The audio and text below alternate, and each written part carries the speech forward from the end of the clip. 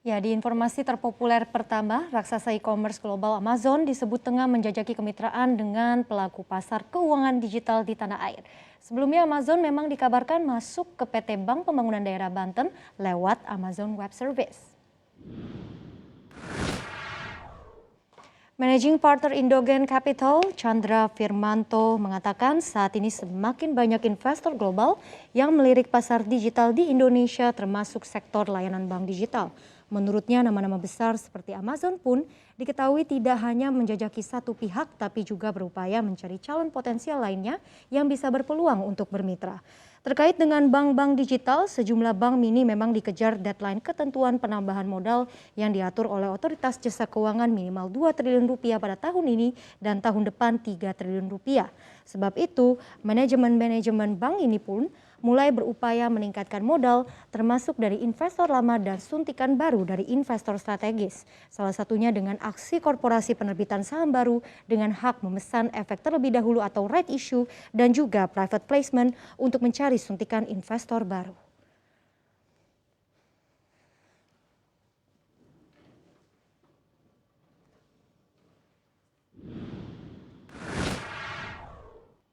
Beralih ke informasi lainnya, Kementerian Energi dan Sumber Daya Mineral telah memutuskan mengenakan sanksi berupa pelarangan penjualan batu bara ke luar negeri kepada 34 perusahaan batu bara.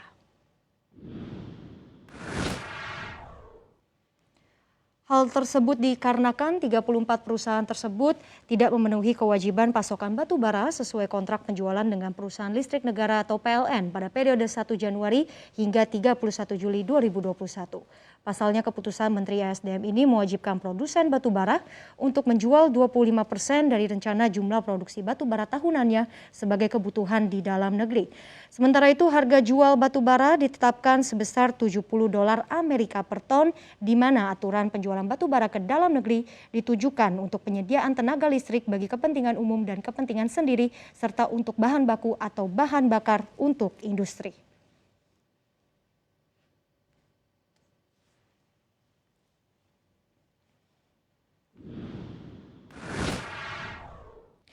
Di informasi seputar otomotif, pamor Toyota Avanza dan Toyota Kijang Innova di pasar low dan medium MPV ini di Indonesia masih mendominasi. Meski saat ini calon-calon penantang Avanza terus berdatangan. Lantas bagaimana dengan Innova?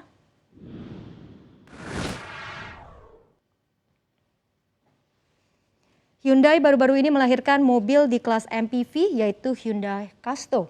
Hyundai Casto akan pertama kali dipasarkan di China dan penampakannya sudah bocor di platform media sosial Weibo.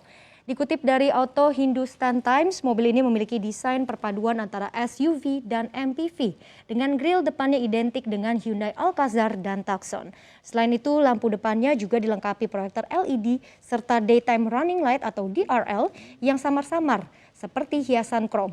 Sebelumnya Hyundai telah melakukan investasi di Indonesia sebesar 1,5 miliar dolar, salah satu rencananya mencakup pengembangan mobil listrik, sehingga tidak menutup kemungkinan ke depannya Hyundai juga akan masuk ke dalam pasar mobil MPV yang laris manis di Indonesia.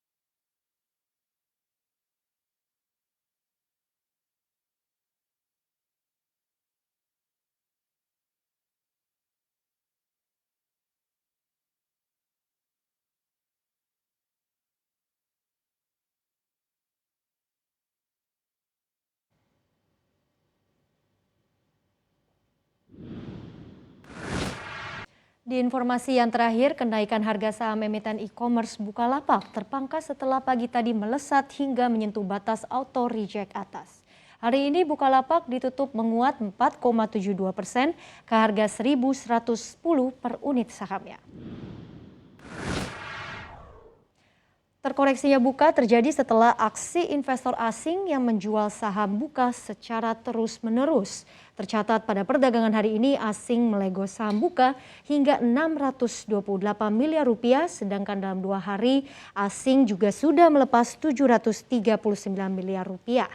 Sebelumnya pada Jumat lalu di hari perdana IPO, saham Buka melonjak hingga 24,71% ke Rp1.060 per unit saham. Kendati melesat, investor asing justru mencatatkan jual bersih sebesar 249,22 miliar rupiah di pasar reguler.